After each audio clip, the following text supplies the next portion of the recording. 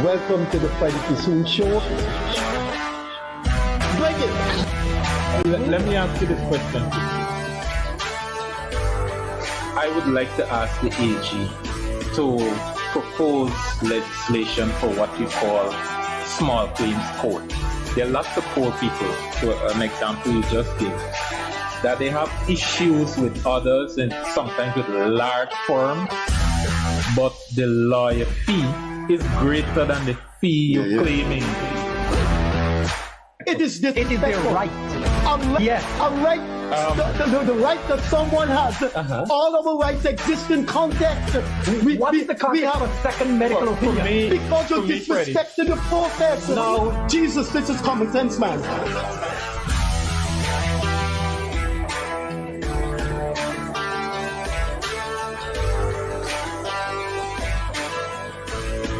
Any situation which you see in the group, you're just dealing with Afro-Guyanese issues. If one, you can't bring and pull the leaders of the African community together, you're failing. And if two, you can't put forward a future, a blueprint, and a plan for African Guyanese, you're failing as well.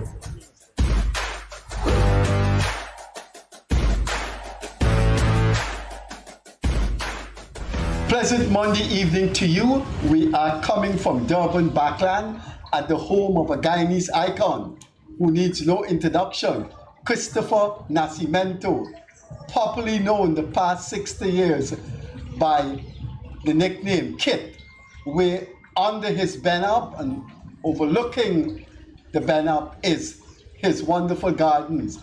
It has been 3 months since we interviewed Kit. When we last interviewed him, we asked him to give us the scenario of the upcoming elections. The elections have come and gone. The presidency is 100 days old, and there's so much that has gone on since September the 1st. The EU Observer report, Kit had a little spat with his relative newspaper. The founder of Starbuck News, David Ikeri, I think is Kit's cousin. But we will go around the past 3 months and ask Christopher Nascimento to analyze what has happened since then. My co-host is Leonard Craig, of course, sitting right in the middle. Christopher Kit Nascimento, I don't believe there's anyone at 94 years of age that is so cognitive, agile and normal as you are. Isn't that a record globally? Of course, I haven't done the research. There may be people 98 years of age quite. But man, oh man, you have done well. Not even bald head either. Well, thank you very much, Freddie. No, there are people older than I am who in fact have been just as active physically and mentally, but not in Guyana. You're not in Guyana, but you were married twice, right?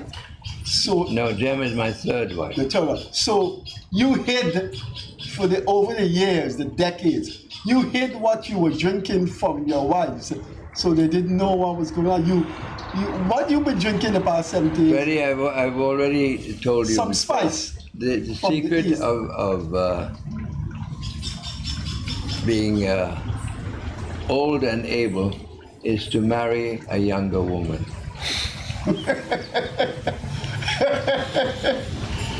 And my first wife was 1 year older than me. That didn't last for that long. My second wife was about 10 years younger than me, and that lasted for quite a long time. And then Jem is in her very early 70s, and I will be 94 on January the 4th. So the birthday is coming up. It's going to be held here or somewhere else? We're not having a big celebration this time. Perhaps if I manage to make 95, we will do something. That's going to be a splurge. Well, we'll see. That's a long way away. It's a whole year. And you know, at my age, when you wake up in the morning, you think, my God, I'm still here. Yeah. I think most people appreciate that because of the vast experience, better to call it Essequibo experience, because Essequibo is so long. I think it's one of the longest rivers in the world, isn't it? No, not in the world, but No, one of the longest. It's the third largest river in South America. Yeah. And largest means you measure it at the mouth. Okay, let's call your experience Essequibo experience. It's always good to hear history unfolding from someone with your kind of experience. What has happened since September the 1st that you think should not have happened, or you're excited that it happened? Put your thoughts on that. Well, that's a difficult question to answer. The government has just been re-elected. It has displayed a manifesto, and as it did prior to the last election, I think it's fair to say that under the leadership of Dr. Mohamed Irfan Ali, the government, certainly from the last election, pretty well delivered on the promises of its manifesto. And I expect and hope that it will deliver on the promises of the manifesto for this last election. It's too early to be sure that they will or will not. And what are those promises? Really, it is to use the wealth from oil in a constructive manner so that the entire nation and all that it delivers and produces benefits the average man or woman. If you look at other oil-rich nations, most of them have made huge mistakes with that regard. Let me develop that. The government is now being pressed by the opposition, mainly displayed in the Starbuck News, which obviously has become the opposition newspaper in Guyana, followed of course by the Kaichou News. But the Kaichou News has lost its way by all it can report is anti-oil and anti-Exxon, to the point where it has become almost a waste of time reading it. The pressure right now on this government, and it will make or break it in my view, is whether the ordinary man understands and feels and benefits from the wealth that oil has brought to us. You know, it is interesting. I was thinking before this interview, we had two leaders, one Burnham and one Peter Degas, both of whom effected slogans, let's call them that, though there were more than that, that we are now, today, seeking to implement. Peter Degas' manifesto was Highways to Happiness. That's what it was called.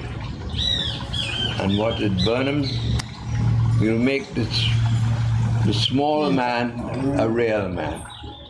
Now, both of those visions are exactly what this government today are seeking to implement. You contributed to both of those two processes? I was involved, yes, of course. I got into politics in the United Force. And as you know, I was a member of the cabinet in Burnham's government. Though not to the end of Burnham's government. As I think I've said on this program before, I resigned well before Burnham died, because I had pressures from the fact that my American wife at that time was living here. She got ill and had to have treatment in the States. And in any event, I was not too happy with where Burnham started to take the government. Peter Degas' vision was you have to open up the country, build roads into the hinterland, build roads so that we can access every part of our country and develop alongside those roads. He called it highways to happiness. That is exactly what this government is beginning to do already. It started to do it. It's building highways across the country and into the country. Burnham talked about making the small man a real man. Well, is that not what the Ali government is in fact doing? Not by huge handouts, but by building an infrastructure that will deliver to the small man. What do I mean by that? The roads are dramatic, and they invite attention and criticism. Oh, this government is just spending money on roads, which is absolute nonsense. What do? Our nation is tied to oil. But our nation must not depend on oil. So you use the oil money to develop the other means of production and wealth that we already have in place. Agriculture, other minerals, many of which we have, gold, diamonds, bauxite, we're aware of that. You invest in other areas of the economy, which themselves will grow and produce wealth. So when the oil wealth disappears, your country is still producing in all the other areas of its development. You add to that services. What are those services? Education and health. The government, as we can see, is pouring money into the expansion of its health services. There are rural hospitals developing everywhere. But here's the challenge. People. The health services approved. There are new schools going up everywhere too, being invested. That is, provide more education, provide more training so that your population can respond to the demands of development that are being made on us. We don't have nearly enough people in this country to respond to the demands of development, which our oil wealth allows us to do. We are going to have eventually, perhaps in my view we should have addressed it already, import people. And we can come to that a little later on. But right now, our middle-level executives, our middle-level skills are in huge demand, and we can't satisfy them. We suffered for years by our people leaving the country, so a lot of management skills left in those days. A lot of skills are still leaving, to far less now than they used to, because people wanted to find different pastures. For instance, is it not interesting that a very high percentage of the Venezuelans who've returned to Guyana are Guyanese, who fled Guyana to Venezuela for better life? Now they're back here because Venezuela is totally collapsed. Its economy is in ruins. They have a madman as the president, who, by the way, I hope Mr. Trump succeeds in removing. the sooner the better as far as we're concerned. And that's an issue we should address too if we have time. So the government, in my view, is doing the right thing. It's investing its money where, but it doesn't produce miracles overnight in the pockets of the small man. It gradually develops. What does the government also do? It's holding down taxes.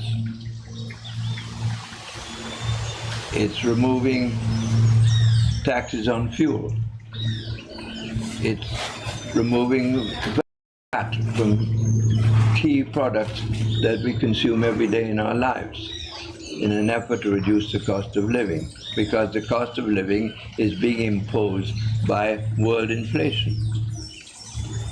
Okay, Leonard?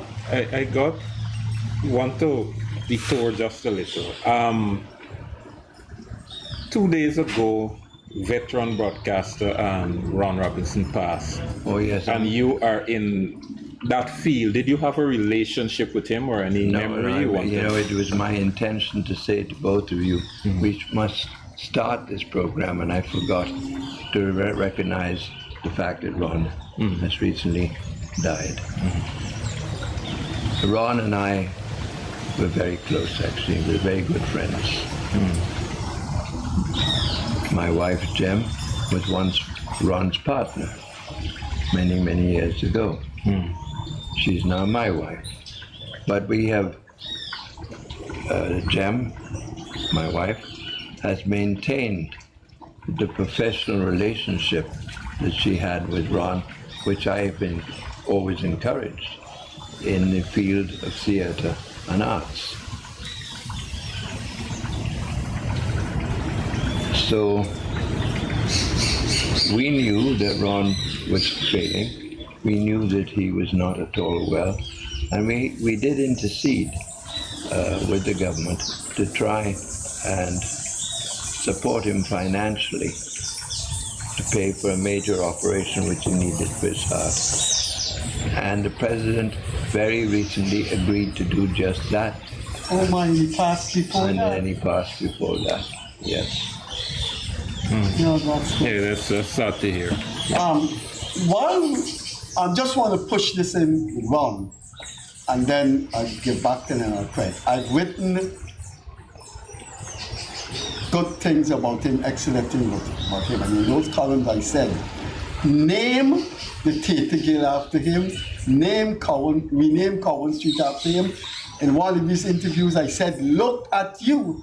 Why is this street we're filming on name Salmon Street, Salmon's Flower or something like that? Why don't they name one of these streets after you? And now we passed and we didn't name anything while he was alive. I thought the Ron Robinson Theatre Performing Arts, instead of the Theatre Guild.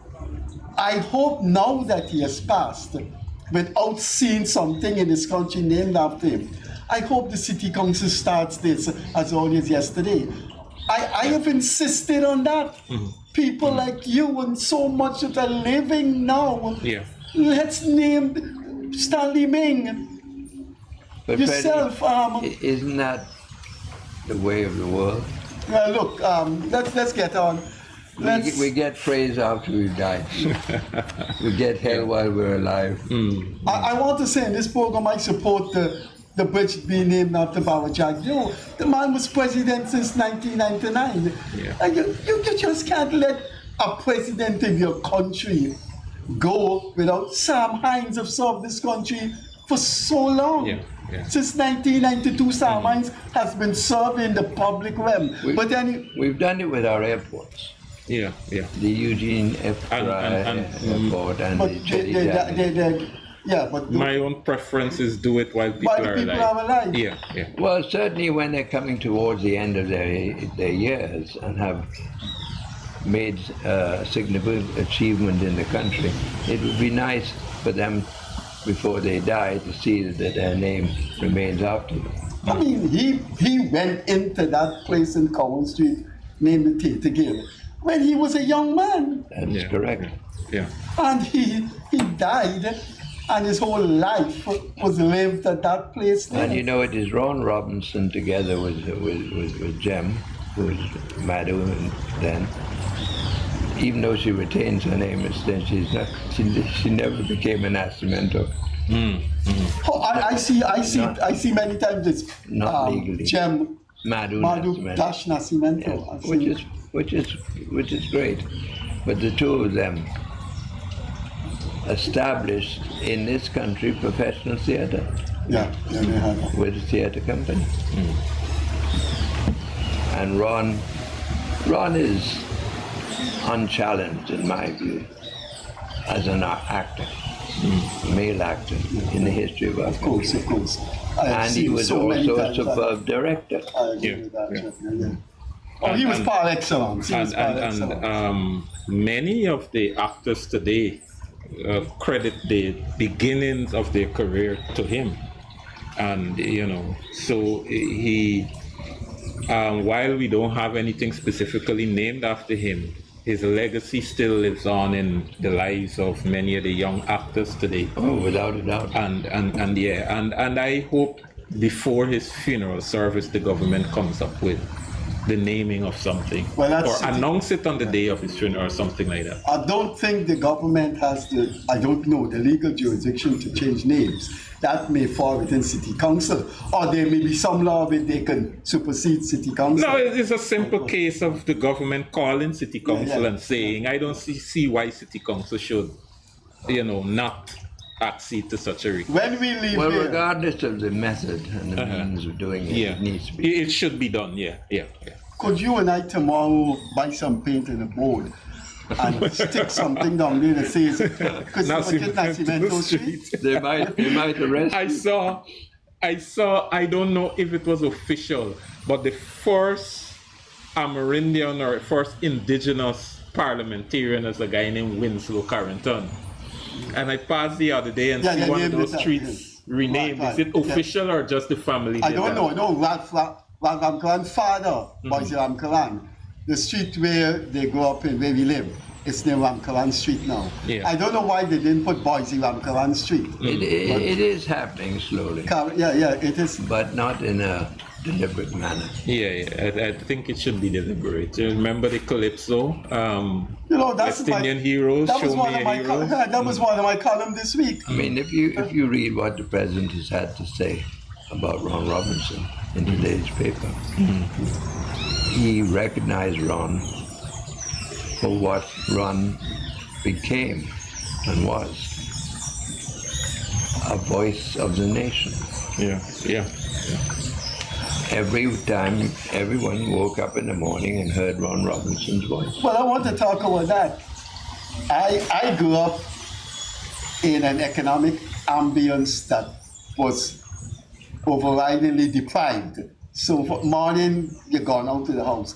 And I came to love certain music that lasted in my life from Ron Robinson on the radio. If you come into my house, kid, I have every conceivable vinyl record, almost, by an Italian saxophonist named Fausto Papetti. I know Papetti. Yeah. It was Ron, listening to get up early in the morning. He played Fausto Papetti. My brothers and sisters say, I like the saxophonist. You know these programs where sometimes you have guess the name of the tune? Yeah.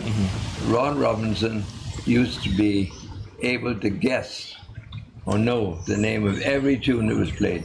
He had a remarkable knowledge of music. I'm sorry that man died without his something. Well, it happened very suddenly. We knew he was in danger, serious danger, as I've just described. But then it just happened quite suddenly. You just feel you don't want to move off of this topic. When an icon goes, you just feel you don't want to move off.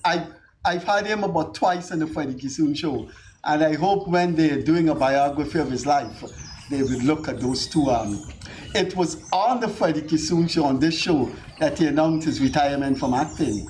And he was with Jem when he made that announcement, and he never acted back, but he continued to direct. But as someone trained in history and as someone who really, really embraced the value of history, I like to talk about these icons. I mean, Kit, We just interviewed an icon last week, Stanley Ming. When that man sit down and tell you what he's achieved, The business act. you say to yourself, man, something ought to be named after him. I mean, you know, you have a generation of common God, and you still serving the public. Yeah. A generation has come and gone. What you don't know is Stanley Ming was the best man at my wedding. To Jem, yeah. You said you married in the ocean, right? Or in the river? No, we right? married in the Esco River. Yeah. We had a bathing suit wedding. And Which saved a lot of money on on a expensive boat. clothes. It was on a boat or something. No. On In the river. shore. On a- So you made it into okay. the river. And you know, when the bride and bridegroom approached the wedding, well, Jem and I were on the back of a wave runner, a water bike. Okay. We approached the wedding in that manner. Well, when we were younger, we used to talk about Pope in wedding. If you want Pope that wedding, you gotta be a good swimmer. Yeah. Or have a boat. Pope the wedding to a boat. Then put some men in women in a speedboat, drive up to Nascimento wedding and Pope it. It got televised. You can see the boat coming. It created a bit of a sensation because it got televised, and people had never seen a wedding done that way, you know. But for all the times we've had you on this program, if I had got some clips of that, well, you don't look like you're going anywhere. So our next interview, because things are moving fast in this country, could we have some clips of that so we could show intersperse it with the interview? I would have to talk to Jem about that, but I'm sure we do. Yeah. Well, let's move on. The Starbuck News. No one has to come to your defense, but I know when they talk about your days with Burnham, I respond to my column and say, answer what the man has said about your journalism. Don't go back to the man days. But it didn't bother me. You know, what you already don't think anything should bother you. What Christopher Ram did to you didn't bother you. No. I think what I did to him bothered him. How do you know that? Because he refused to talk to me ever since. I've tried to speak with him. Yes, so you really got to him. Which means, you know, if you enter into politics or you're going to write about politics and take positions, you can't have a thin skin. Yeah. That's what I always say. Yeah. But I think Ram does. For a man who writes and says things every day. He got very upset when I took him on. And he felt in some way that I had betrayed a friendship, but he deserved it. And then he did worse to me. But, you know, that's political confrontation. Yeah. He entered, Chris Ram decided to enter into politics with a platform that Starbuck News has given him, even though he's not a journalist. And he must expect pushback and criticism and take it in his stride. And I'm very sorry that Chris and I don't speak anymore. We were good friends. Leonard? Yeah.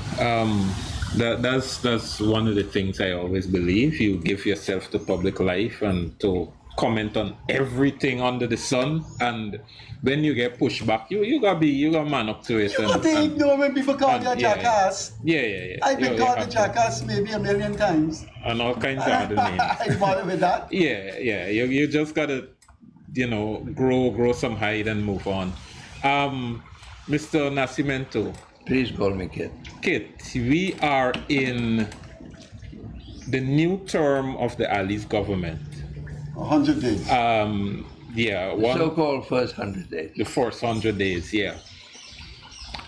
And in these first 100 days, there have been all kinds of moving parts and moving so fast. We got extradition things happening.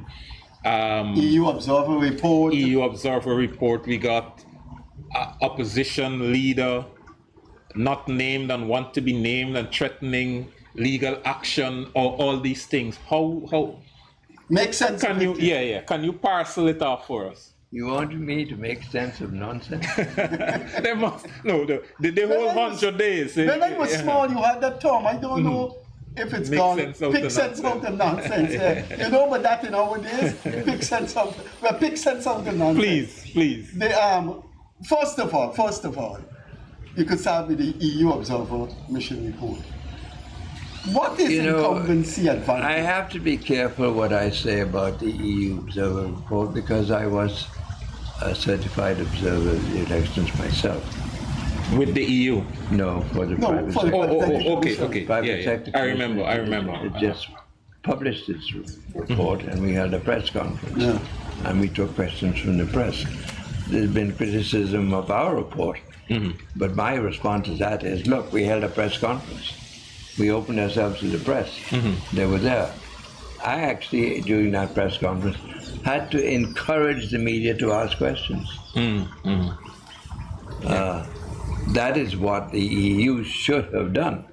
And I think anybody, the Carter Center, whichever organization was certified by GCOM as an observer mission, should subject themselves after presenting their report to a press conference. Let them answer what the conclusions they came to. The EU report was fine in many of its aspects, but certain criticisms that they offered, I don't think can be justified. But I'm not going to, because I was another observer, go out of my way to criticize him. No. But I don't see why they should not be criticized. Each one of us, I'm talking now for the Private Sector Commission, who incidentally has over many, many years been a domestic observer mission. And we have submitted reports. We submitted a very extensive report for this last election, and the PSC. I've seen letters criticizing us by saying that the PSC is always pro-government. There were a number of criticisms. That's a car? That's a car going by, yes. That was a car going by? Extremely loud. With a loud. Yeah, extremely. So I apologize to our listeners for that interruption. I was saying that the Private Sector Commission report has come in. I've seen a letter criticizing us. Why? Oh, because we weren't critical enough of the government. Right. No, in fact, we were. We mentioned a number of things that needed improvement. No election anywhere in the world, including the great United States of America, is perfect. There are always elements of it which you could improve upon.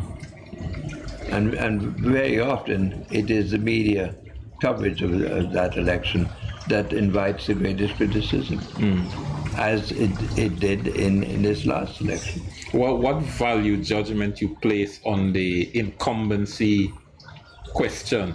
Not necessarily responding to that report, but generally speaking. It's called incumbency advantage. And every incumbent government world over has an advantage when because you go they're into in power at the time of the election. They're in power now. They control the means of transportation, which is a major factor in they have a right for the cabinet to continue to promote the government's program. Why? Because an election is taking place, you suddenly stop promoting your own government. Right. Yes. So if you bring in a machine, if you bring in a brain machine to help people, keep it till after the election. I mean, don't install it in the hospital. The president of the country, whichever country, has access to public transportation. That's an advantage. Yeah, they have and that's a access big to it. advantage in this country. Have access to the security sector and so Of many course, other. he is yeah. protected. If the Air Force president, One, the president does use Air Force One. of course he does. When it's an election. Of course he does. Air Force One is always available to the president. It's also available to heads of state who are visiting the U.S. I flew in Air Force One. Okay. When was that? When Burnham, Kennedy's. when Burnham visited under Johnson, Oh, Johnson. he was a guest of Johnson. Burnham flew, and I was part of his team in Air Force One, which was downgraded to Air Force Two by name, Why? same plane, because the president is Air Force One. When they got The same plane is made available to a visiting head of state to travel within the U.S. It's called Air Force Two. Oh, okay. Oh, okay. Okay, didn't know that. I thought when it's out of commission. What happened? You said that pellucid vociferousness. That book appears at opposition newspaper. Where did it lose its way? When and where? Well, you're saying it's lost its way. They don't think they've lost their way. They think they're pursuing Still the same Christie the newspaper right, under the the carriage. right. Yes, they're not.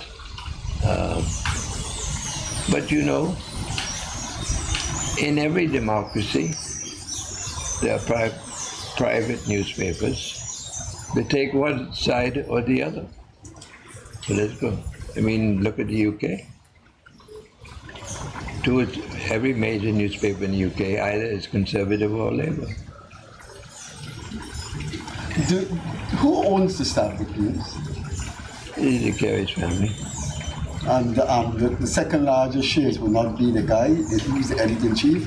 I don't know whether Anand Prasad owns shares. I would suspect he does. But I think, to be fair to the De Kerry's family, Mrs. De Kerry is very sick. Yeah. She's unable even to communicate effectively at the moment. She suffered a very serious stroke. So it's the daughter really who heads the family finances and business. I think, to be fair to them, editorial judgments are left to Anand Prasad. The family does not intervene, does not interfere, which is the correct thing to do. And the board of directors do not interfere, except for financial matters. Day-to-day management. Now, some newspapers take political sides in order to benefit financially. Others don't. Look at the American press, the American broadcast media in particular. They are nothing but party supporters one way or the other. Journalism has in fact suffered, in my view, where that's concerned. Yeah, surely. The vice president made a comment at one of his... You write for a party newspaper. It's a state newspaper. State newspaper. Right. But there is no distinction in Guyana, never has been, between government and party. In my view. That's a long debate. It is. Yeah, And I've been part of that. But there's a difference. There are some nuances that have to be realized. I do not think a party, the leadership of a party, I will not entertain a discussion with the leadership of any political party, ruling or otherwise, about my columns. I would say, look, get the editor here, let the editor speak to me. And you are correct. Yeah. You are correct. In fact, you've had that fight in the Guyana, did you not? Yeah. The question I was about to ask you is that the vice president said recently at one of his press conferences that when you look at the media today, it's changing. And the media that gets the most eyeballs not the media that the government spends most of its money in. What do you make of that? Is a position you agree with, that whomever gets the most eyeball must get the greatest share of government ads and so on? No, I don't support that. But if I was a businessman, I would put my ads in the media that has the widest circulation. Makes sense. Unless that circulation is not to the population that buy my product. Now, what is the government is selling a product too, you know. It's selling the product of ideas.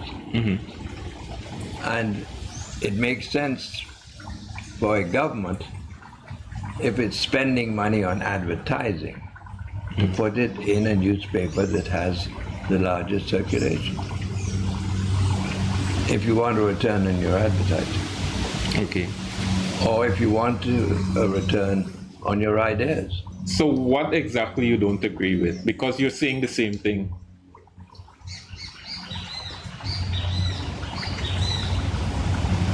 I didn't hear Jagdeo's statement. Right.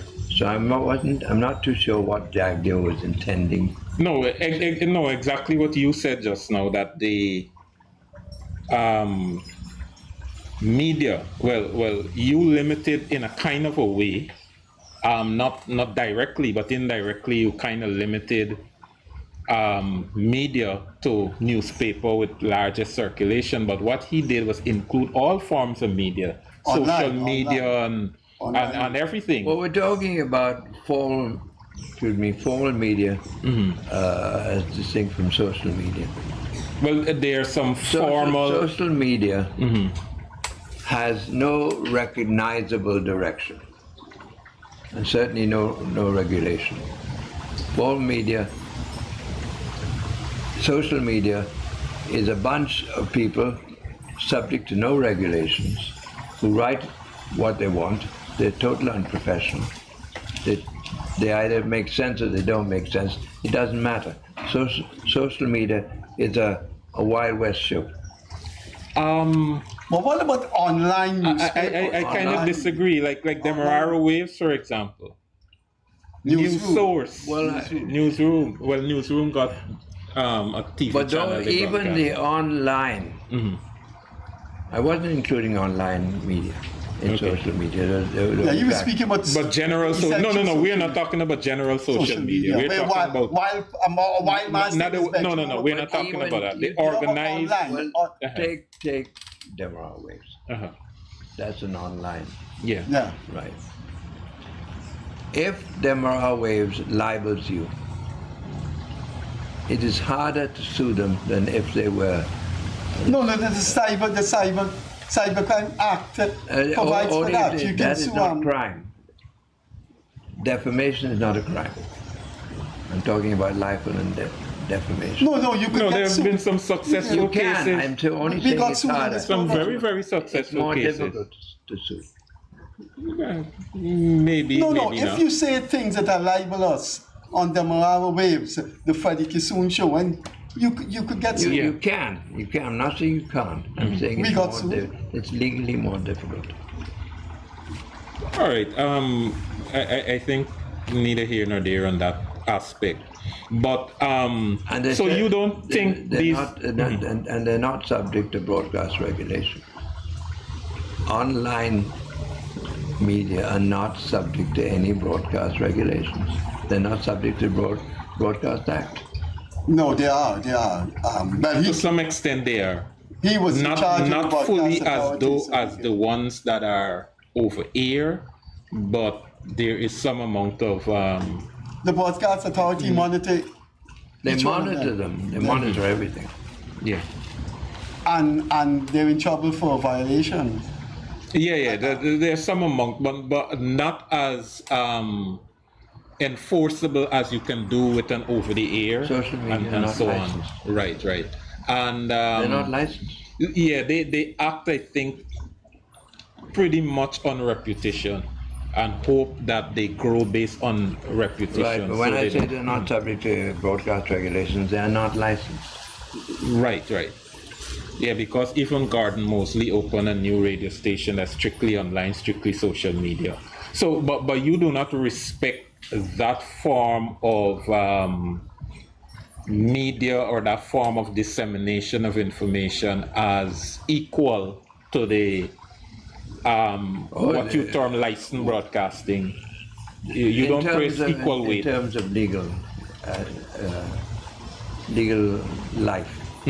But equal, they're more than equal in terms of the value of their communication. Oh, okay. In fact, they're probably more powerful. Oh, I agree with you on that. Okay, right. And just to circle back. And therefore, they are in an election of significant consequence. Right. Just to circle back on the ad thing. So you would support ads being given to them based on their market share.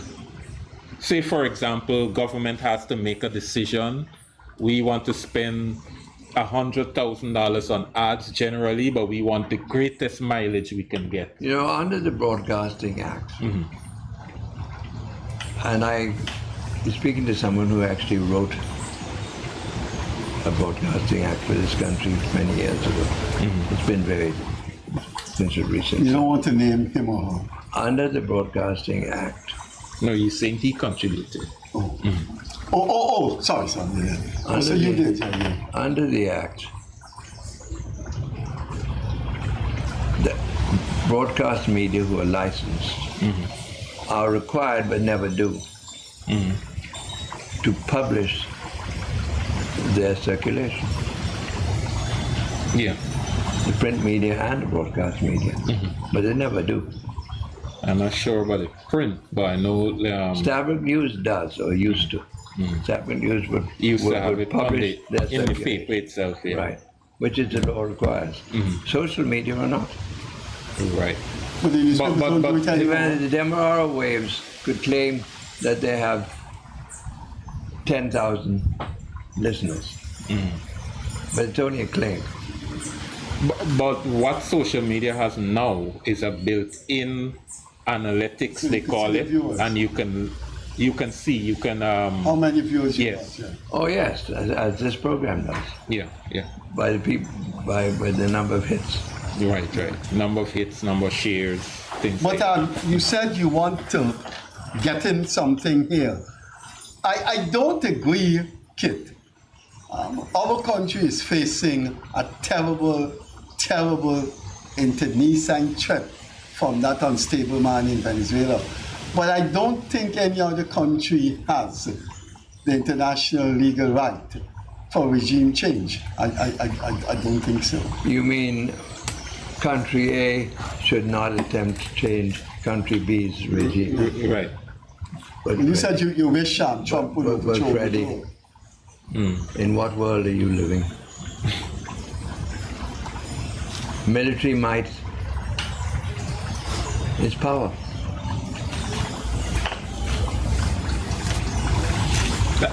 Our country has small potatoes. For the record, I That's support Freddie's view. Freddie is advancing a theoretical and perhaps a moral position. Okay.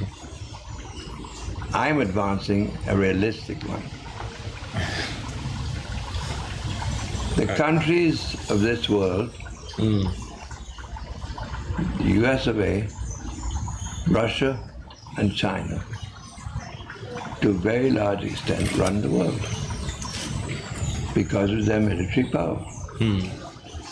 Look at the United Nations. They have veto powers. They do what they want because the only way to challenge it effectively is with equal military threat. Why do you think the US, this is my opinion, in the form of Trump, doesn't want to confront Putin totally? Because they don't want World War III. Nuclear, the big powers not only have money, they have access to destruction. Yeah, but you've not said what justifies a regime with so much awesome power to want Morally, to, nothing. nothing, morally. But what? In real terms, moral persuasion is not what they resort to. If you ask me whether the American military presence in the Caribbean should be acceptable to Caribbean countries in the way it's being used, I would say no, absolutely not. But in real terms, it depends on each Caribbean country's position and what is in each country's national interest. It is in Guyana's national interest to have the Americans contain Venezuela. Now, that's a different thing of having the right to remove the government. It's in our national interest. I don't know of any country whose national interests are necessarily morally correct. So you support the war in Ukraine? You support Russia attacking Ukraine? No, I'm absolutely dead against it. Yeah, but isn't But it the the Russians same? are doing what's in their interest. But it's not in the interest of a democratic world. And so you're saying our national self-interest is so huge, bigger than our individual moral position, and that self-interest overrides. The two do not necessarily complement each other. I hear you.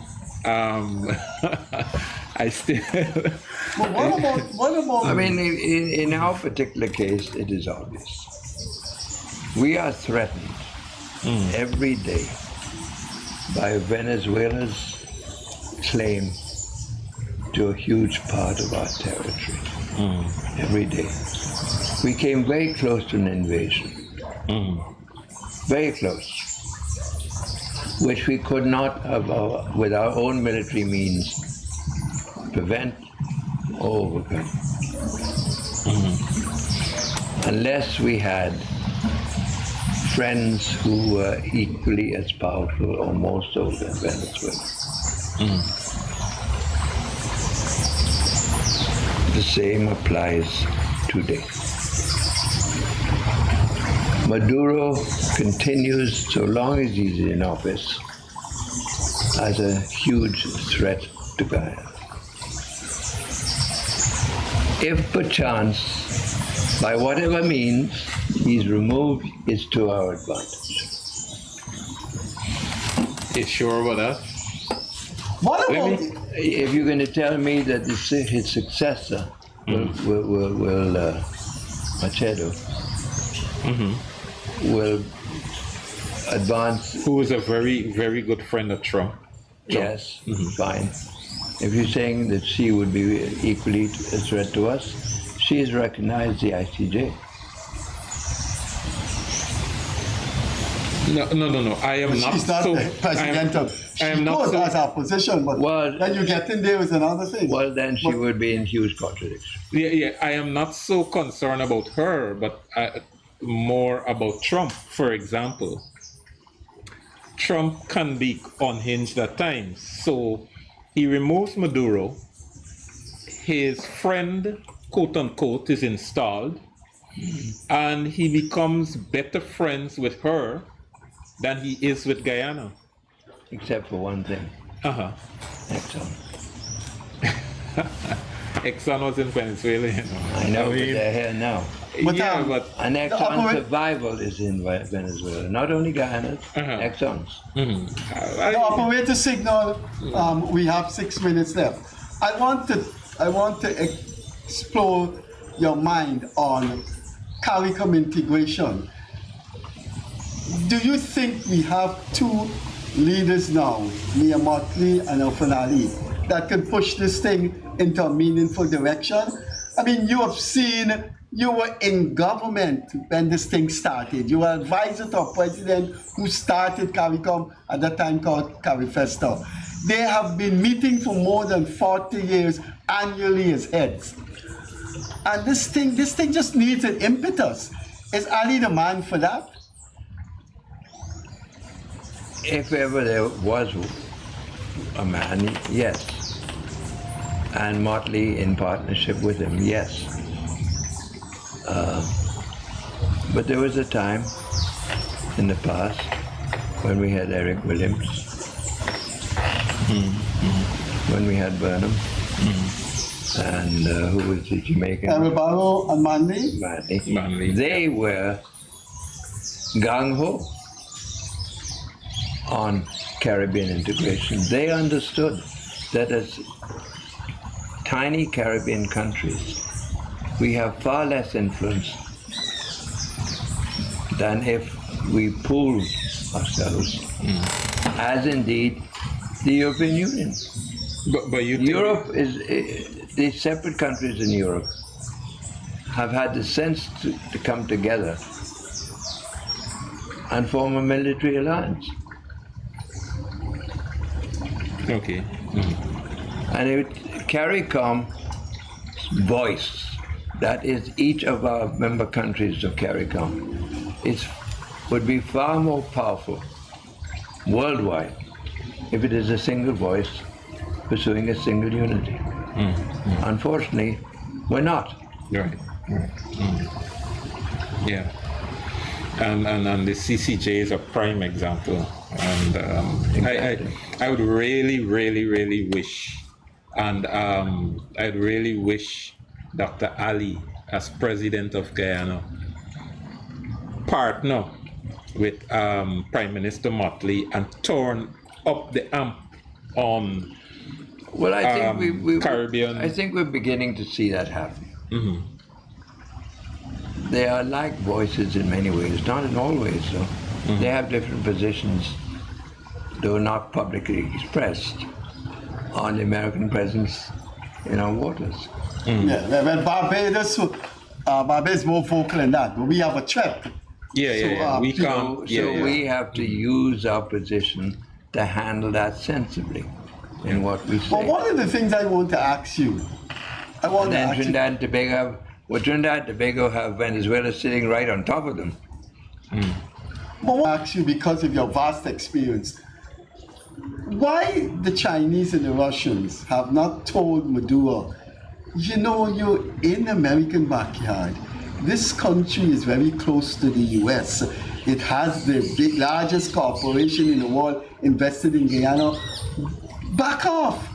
Well, why haven't they spoken to him about that? It makes no sense in international relations. It makes no sense for the Chinese geopolitical interest, Russian geopolitical interest, to have Maduro threatening to invade Guyana. What you need to know or see is Maduro has cultivated the Russian and Chinese leadership. He is their man in America's backyard. They love it. So they cannot see that he, by his craziness, by his insanity about expansion, they undermining Russian and Chinese influence geopolitically. They can't see that to tell him what interest it is for the Russians and Chinese for a bully like Maduro to bully a Look, country. the U.S. is now under Trump pursuing the Monroe Doctrine. That means, at the end of the day, what the U.S. says and does in the whole of our hemisphere is the most important thing, which is a denial of each of our countries' right of its own sovereignty and freedom.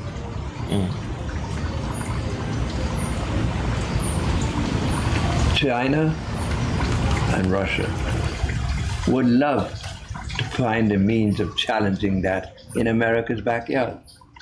and Venezuela provides them some means of And so Guyana is collateral damage Yeah. to the Chinese and Russians. Exactly, of course.